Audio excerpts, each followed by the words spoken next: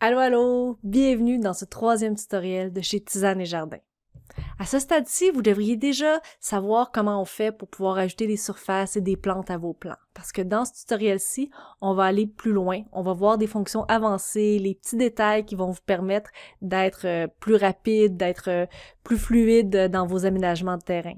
Concrètement, qu'est-ce que ça veut dire? Ben, ensemble, on va prendre un plan de localisation. On va le mettre à l'échelle, puis on va le mettre en arrière-plan, le verrouiller pour être sûr qu'il nous dérange plus, mais qu'il nous donne toute l'information par rapport aux distances disponibles. On va aussi ajouter des arbres.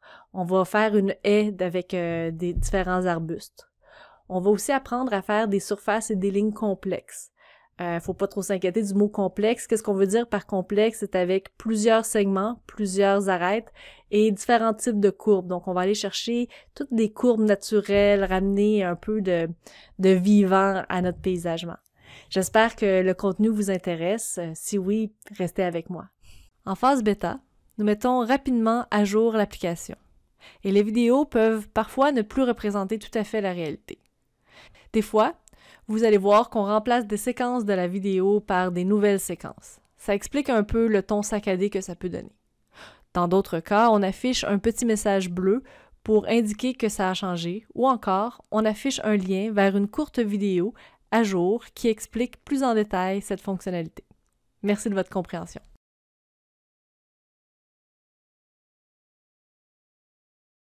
Ce qu'on va vouloir faire dans un premier temps, c'est va être de dessiner les structures existantes à notre terrain. Par exemple, la maison, la piscine, les arbres de nos voisins. Bien sûr, c'est possible d'aller sur le terrain, de prendre les mesures et de rajouter ces surfaces une à une. Mais si vous avez un plan de localisation ou une photo aérienne, on peut l'ajouter en background et s'épargner toute cette tâche ardue de faire les mesures une à une. Lorsqu'on importe une image, celle-ci est généralement beaucoup plus petite que l'échelle du dessin. Pour mettre à l'échelle une photo ou un plan de localisation, mettez les deux bornes A et B aux extrémités d'une ligne de votre dessin dont vous connaissez la longueur. Ensuite, écrivez cette longueur dans la case appropriée. La photo se mettra automatiquement à l'échelle. C'est aussi simple que ça. Attention! Si vous redimensionnez ensuite la photo avec les poignées, les bornes A et B ne vont pas se réajuster et la distance ne sera pas recalculée. Vous devez alors refaire l'opération si nécessaire. Astuce! Une fois la photo mise en place, mettez-la dans son propre calque, descendez le calque sous tous les autres afin de ne pas cacher vos surfaces existantes et appuyez sur le petit cadenas dans les calques afin que vous ne la bougiez plus par erreur. Maintenant, on a le choix. On peut soit déplacer notre photo ou nos bacs qu'on a fait de notre jardin. C'est comme on veut. Ici, moi, je vais déplacer mon potager et mon bac à fleurs. Je commence par déplacer mon bac à fines herbes tout près de la cuisine. Le mur est plein sud, ça va être pratique pour cuisiner. J'utilise pour ça le multi-select. Je sélectionne tous les éléments du bac et je l'approche proche de l'emplacement désigné. Je vais utiliser encore une fois la molette pour zoomer dans la bonne région. Maintenant, on va utiliser l'outil de rotation pour faire une rotation de 90 degrés. Et replacer proche de la maison. Super! Avant de déplacer mon potager, puisque je veux trouver une place qui est ensoleillée, je vais positionner les arbres de mon terrain et ceux de mon voisin parce que ceux de mon voisin contribuent à l'ombrage sur mon terrain. Donc, pour trouver où sont positionnés les arbres de notre voisin, on peut utiliser par exemple les photos satellites sur Google Maps par exemple. Ici, l'idée, c'est pas d'identifier l'espèce exacte, mais vraiment d'estimer l'ombrage que fait l'épanage sur notre terrain. Donc, dans mon cas, il y a un chêne, 2 bouleaux jaunes et un érable de Pennsylvanie que je vais positionner. Donc, on va mettre un chêne.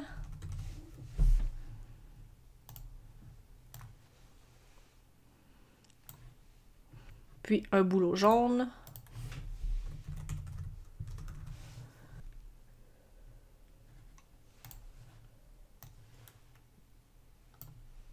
Qu'on va dupliquer pour le deuxième.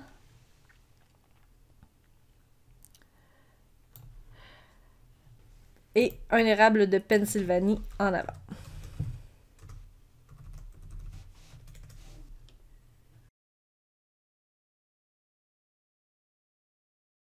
Les arbres apparaissent avec une grandeur qui est environ 80% de leur grandeur maximum. Mais comme leur croissance est généralement lente, vous pouvez redimensionner le panache selon l'étalement réel de vos arbres. Je déplace maintenant mon potager pour que celui-ci ait un maximum de soleil.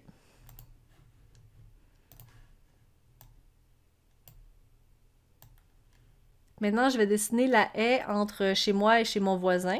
Inspiré des plates-bandes gourmandes d'Albert Mondor, je vais prendre de la ronce commune et de la ronce odorante afin de délimiter mon terrain avec celui de mon voisin. La ronce odorante et la ronce commune ont le même diamètre.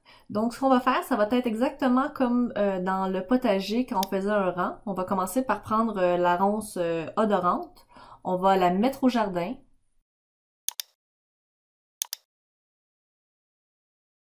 On va transformer la surface en rectangle qu'on va allonger sur toute la longueur.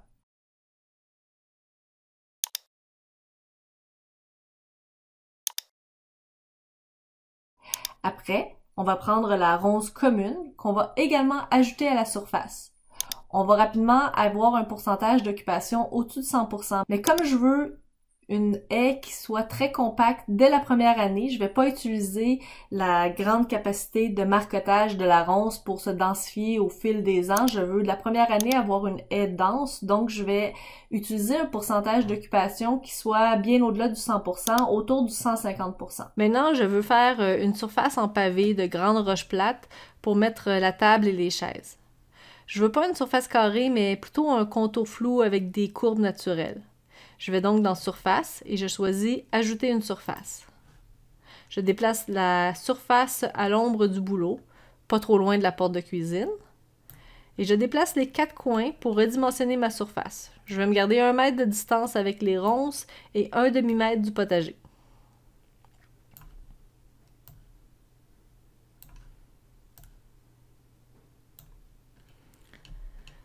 Je commence par ajouter des arêtes en sélectionnant le rond vert, puis plus. Je peux aussi sélectionner le rond pour faire des arcs de courbe de cercle parfait. Ou, si je sélectionne le symbole arc de cercle, qui se transforme en courbe de Bézier, je peux faire tout type de courbe de Bézier. Je peux ajouter autant d'arêtes et de courbes que je le désire.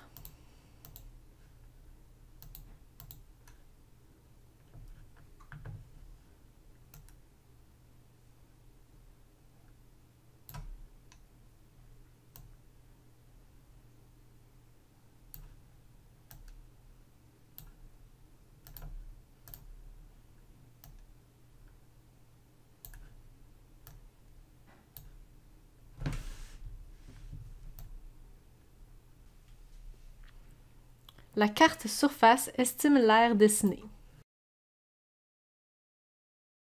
Maintenant, je veux des sentiers pour relier ma porte de cuisine à ma terrasse, mon cabanon et la piscine. Donc, on va ajouter une ligne et on va connecter la porte de la cuisine et la terrasse.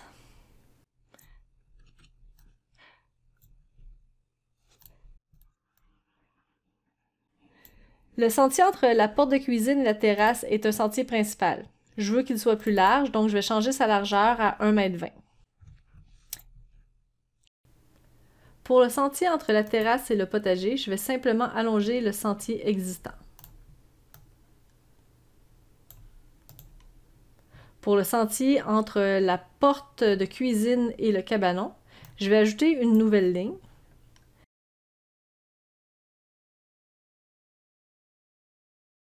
Cette fois d'une largeur de 90 cm.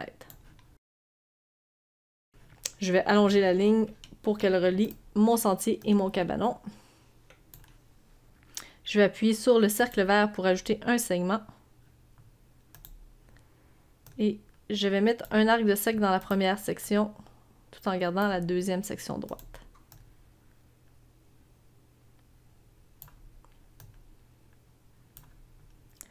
Finalement, pour le sentier entre la porte et la piscine, ce sera aussi un sentier de 90 cm.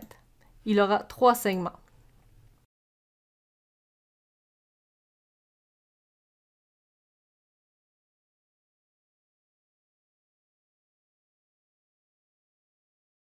J'ajuste les courbes pour avoir un parcours fluide et naturel.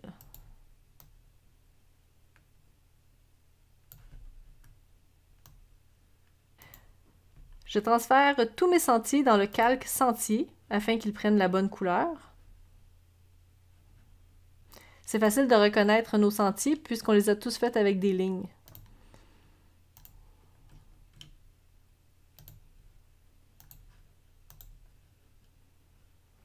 Entre le sentier de la piscine et celui du cabanon, je vais me faire une plate-bande de plantes médicinales. J'ajoute donc une nouvelle surface de type surface. Je place un des coins à l'intersection des deux sentiers, l'autre à 1 mètre du cabanon,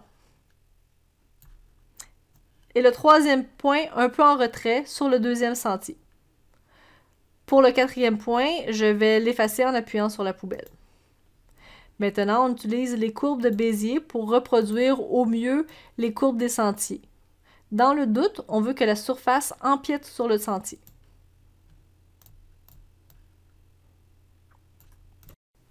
Pour cacher l'empiètement de la plate-bande sur le sentier, il suffit de transférer la plate-bande dans un nouveau calque qu'on va appeler plante médicinale et qu'on va déplacer sous les sentiers. Donc on commence par identifier la bonne surface dans l'onglet surface. Pour ce faire, je sélectionne la surface dans le dessin. La carte de la surface s'affichera. On sélectionne le bouton de calque et on déplace dans un nouveau calque qu'on appelle plate-bande médicinale. On utilise les points à gauche du nom du calque pour déplacer le calque sous le calque nommé sentier. Il ne vous reste plus qu'à parcourir le catalogue avec le filtre d'utilisation médicinale pour trouver les belles plantes qui garniront cette surface. Maintenant, à vous de jouer. Je vous encourage à prendre un peu de temps pour explorer le grand nombre de plantes disponibles et je vous souhaite de beaux jardins et un bel été.